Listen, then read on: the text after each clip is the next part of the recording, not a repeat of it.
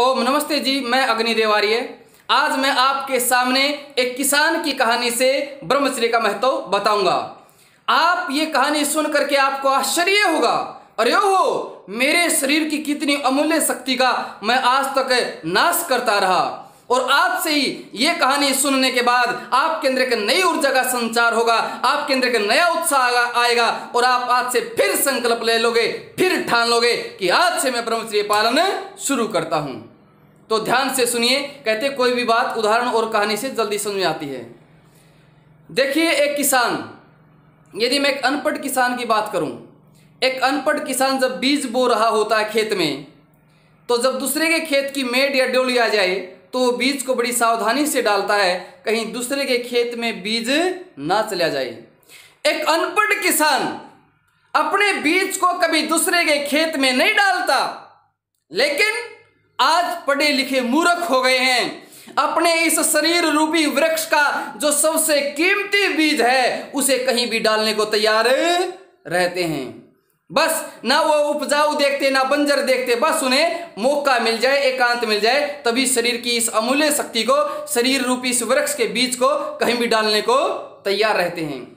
समय आने से पहले सारा बीज बिखेर देते हैं, लेकिन जब अपने खेत की बारी आती है तब तक इनका थैला खाली हो चुका होता है। थैला खाली है, बीज है ही नहीं, खेत खाली पड़ा है। अब खेत खाली पड़ा तो फिर क्या होता है, उस खेत में कोई और बीज फेंक देता है, कोई और बीज बो देता है। समझ गए ना मैं क्या कहना चाहता हूं? तो ठीक इसी तरह ब्रह्मचर्य पालन करो। ये शरीर की अमूल्य शक्ति है, अमूल्य शक्ति। ऋषि ने पता क्या कहा इसके बारे में? कहते जो स्त्री पुरुष अपने रज और वीर्य का नाश करते हैं, रज और वीर्य को नष्ट करते हैं, ऐसे लोग महामूर्ख हैं। महामूर्ख शब्द प्रयोग किया ऋषि दयानंद जी ने सत्यार्थ प्रकाश में। और ये कहा है कि स्त्री और पुरुष को समझना चाहिए कि रज और वीर्य अमूल्य पदार्थ हैं। अमूल्य शब्द प्रयोग किया है कि इनका कोई मूल्य नहीं है।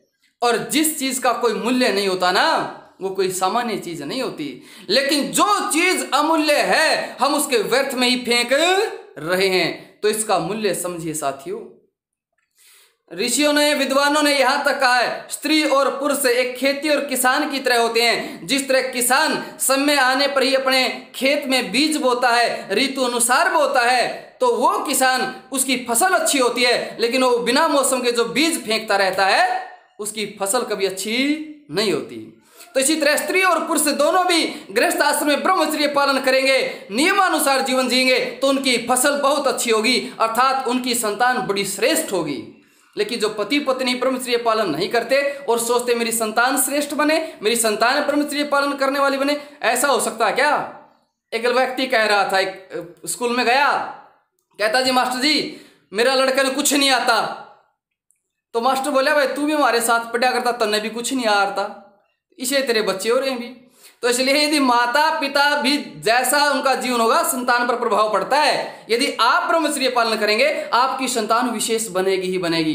तो इस अमूल्य धातु को समझिए और इसकी रक्षा कीजिए और ब्रह्मचर्य का संकल्प लीजिए। यदि आपसे गलतियां हुई है कोई बात नहीं, नया सुधार कीजिए।